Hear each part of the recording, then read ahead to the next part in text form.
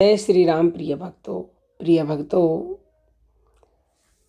किसी ने आपको कभी गाली दी है या फिर कोई अपशब्द कहे हैं या फिर आपका अपमान किसी ने किया हो और आपके अंदर यदि ऐसी भावना आती है कि मैं भी उसको बदले में गाली दूं, उसकी निंदा करूं, उसके अपशब्द उसको कहूं, तो इस वीडियो को ध्यान से सुनिएगा। आखिर हमें क्या करना चाहिए ऐसी सिचुएशन में। देखिए, जो मनुष्य आपकी निंदा करे या गाली दे, उसके बदले में आपको शांतिदायक, सत्य, प्रिय और हितकर कोमल वचन कहने चाहिए। क्यों? क्योंकि यदि वह आपकी सच्ची निंदा कर रहा है तो उससे आपको कोई हानि ही नहीं है, बल्कि तुम्हारे गुणों को ढकता है। यह तो उपकार ही है ना। यदि कोई तुम्हारे साथ मारपीट करे या तुम्हारी कोई चीज़ चुरा ले या ज़बरदस्ती छीन ले अथवा किसी भी प्रकार से तुम्हारे साथ अनुचित व्यवहार करे, तो तुम्हें उसे भी सहन करना चाहिए। क्यों? क्योंकि अपने पूर्व के किए हुए अपराध के फलस्वरूप भगवान का भेजा हुआ पुरस्कार, यानी कि भगवान का ही किया हुआ विधान समझकर चित्त में प्रसन्न होना चाहिए। क्योंकि बिना अपराध किए और बिना भगवान की प्रेरणा के कोई भी प्राणी किसी का अनिष्ट नहीं कर सकता।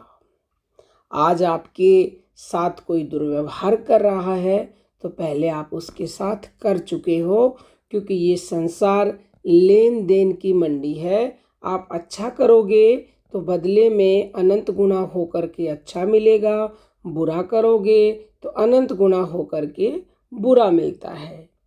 और सहन करने से धीरता, वीरता, गंभीरता और आत्मबल की वृद्धि भी होती है।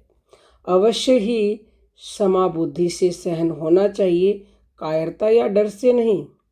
आत्मरक्षा के लिए या अन्याय का विरोध करने के लिए आवश्यकता अनुसार उचित प्रतिकार करना भी दोष की बात नहीं है, किंतु इस बात का विशेष ध्यान रखना चाहिए कि कहीं किसी का अनिष्ट न हो जाए।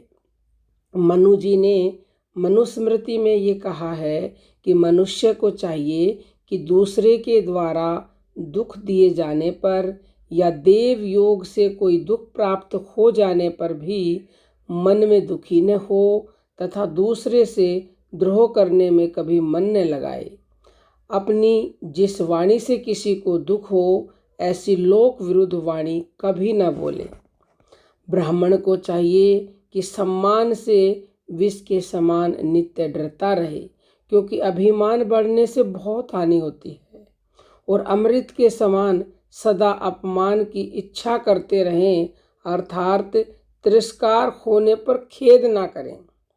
मनु जी आगे कहते हैं कि जो व्यक्ति अपमान सहता है वह सुख से सोता है, सुख से जागता है और संसार में सुख से विचरता है, परंतु दूसरों का अपमान करने वाला नष्ट हो जाता है। यानी कोई आपका अपमान कर रहा है, कोई निंदा कर रहा है, आपकी बुराई कर रहा है, आपको अपशब्द कह रहा है, तो उसका तो निश्चित ही नाश होने वाला है, लेकिन आपके जीवन में सुख आ जाएगा यदि आप उसे आनंद के साथ, प्रेम के साथ स्वीकार कर रहे हो, कुछ भी बोल नहीं रहे हो।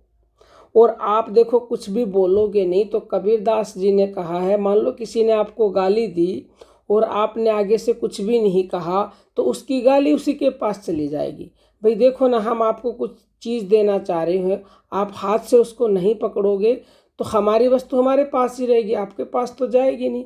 ऐसे ही आपको कोई गाली देता है, निंदा करता, आपने कोई भी प्रतिक्रिया नहीं की तो उसकी चीज़ उसी के पास रहेगी, आपके पास तो वो आएगी नहीं।